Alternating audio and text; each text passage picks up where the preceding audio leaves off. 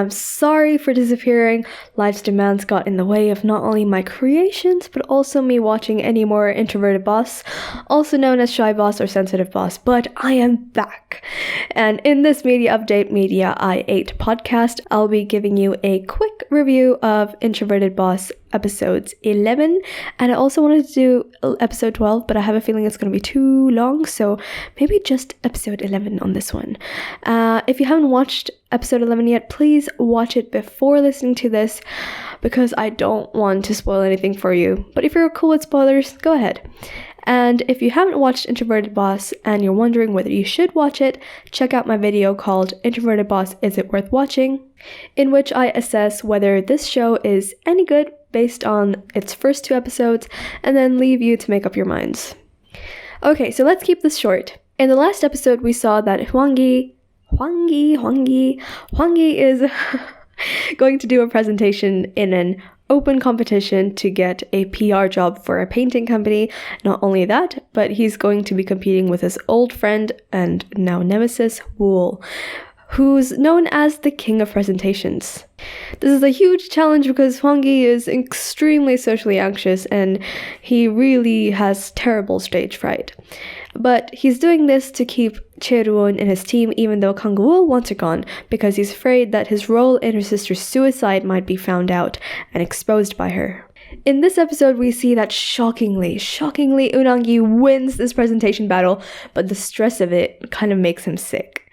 His sweet team members come by and try to make things comfortable for him, but like a true introvert, their care and concern is touching, but it wears him out quite a bit. But then Chae-roon comes by, and that's when a whole lot is revealed. A whole lot of confessing and apologizing goes on. Chae-roon comes to most of the conclusions herself. Like, she recognizes that Unangi's been her Mr. Smith, the guy who's kind of been sending her flowers for 3 years, and realizes that he knows more about her sister's suicide. Unangi asks her for more time to reveal what really happened to her sister. He's doing this, of course, not to betray his long-standing friendship with Kang-woo. Hwangi is a classy guy. I really like him. But understandably, Chae-roon is quite upset by this and decides to quit working for Hwangi. But she comes back. She comes back because although she really wants to know what happened to her sister, she begins to see just how much Unangi has been doing for her. In reality, he was worse than a stalker, and how she didn't see him stalking her for 3 years is of course beyond me. But yeah, in this perfect K-drama world, she finds it really sweet and becomes more sympathetic to his struggles of keeping the harrowing secret of her sister's suicide. I think that shows a lot of maturity in her character, more than I thought her character ought to be capable of, given, her track record so far, so it's kind of out of place. Hwangi is emboldened by his recent confession to Chae-roon, and also, I think he's coming to the end of his endurance. He wants an end to all the secrecy. And let's face it, the story should start wrapping up at this point with only a handful of episodes left. Hwangi faces Kang-woo and asks him nicely as a friend to reveal what happened to Chae-roon's sister with him. And the key here is to confess together so that the blame won't go squarely on one of them.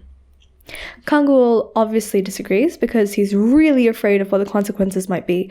Besides, I doubt Wool was even in a place to be receptive to this, given his recent and totally unlikely loss to Hwangi in the presentation battle, which has been spreading around the company. And also his future father-in-law, i.e. Hwangi's father, i.e. the chairman of the company, has been loading him with private work for his mayoral campaign, so Wool is not in a good place. Hwangi, on the other hand, is sort of on a roll. When he drops his sister home from the hospital, we see him tell her as well that they should be honest with their parents and Kang-woo. In that scene, we get to realize that not only does Hwangi know that his sister knows about Wool's betrayal and Jihae's suicide, but he's been keeping that from Kang-woo. Both of them have been keeping it from Kang-woo. To keep all these secrets on both sides, I can't imagine just how stressful it must have been for Hwangi. No wonder he would just keep silent. He had to feign ignorance all around. I don't even know how he managed to keep it all in his head. He also encourages his sister Yisu to be honest about her self-harm to their parents because he learns that she had intentionally stepped in front of a truck to stop Kang-woo from leaving her. This is really distressing for Hwang-gi. He knows that he can't be there to keep a vigilant eye on her 24/7, especially as he knows that there's no chance of her relationship with Kang-woo improving because Kang-woo doesn't love her at all. So Unang-gi needs their parents' support with her sister. But he also really loves his sister, and he's been so respectful to her all this time, protecting her from their parents as well. I think I might have cried a little at this point when I was watching it because Hwang-gi's character's desperation and helplessness was palpable.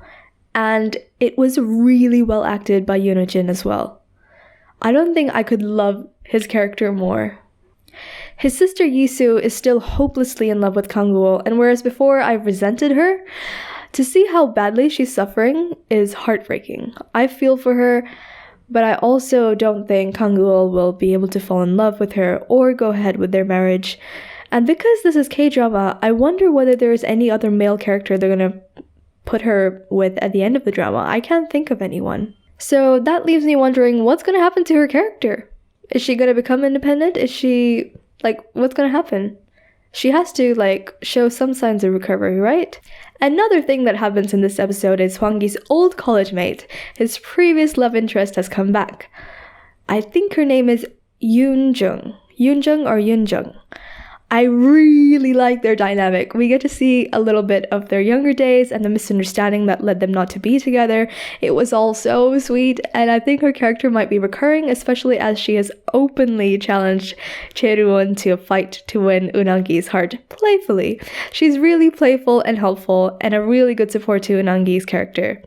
This episode has been a great one for Unang-gi's character. He's bolder than ever and eager to finish the story, and his allies are coming together as well. Even Chae-won is tolerable and surprisingly mature and incredibly supportive of Unang-gi. And we also see the stress mounting on Kang-woo. I expect him to snap soon, although maybe that may only happen in the penultimate episode. At this point, I'm wondering whether the series will end up being a tragedy. Chae-won and Unang-gi will have each other, of course, but what's gonna happen to the chairman? How about, what's gonna happen to Kang-woo and Yisu as well?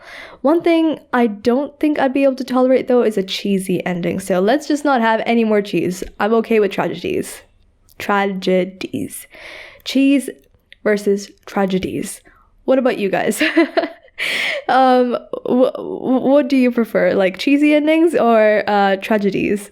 Okay, that's all for me. Thank you very much for listening. I'm Nandini Pluri, and this has been my media update, Media I8. I'm sorry that I'm so late in reviewing this, but I'm going to finish watching and reviewing this drama very soon. And I really want to hear from you. Introverted Boss has ended, but tell me which series you're watching now. And if there's anything that's worth watching from the ones that are currently airing, please let me know of that as well in the comment section. And if you haven't finished watching the series yet, please, let's start a discussion. What do you think will happen to the characters? But if you have already watched past the 11th episode, I beg you, please don't leave any spoilers of future Introverted Boss episodes past the 11th episode because I hate spoilers. Okay, thank you for listening to this, and I'd love it if you could subscribe to my channel. I'll be back with the next episode's review as soon as possible. Bye bye!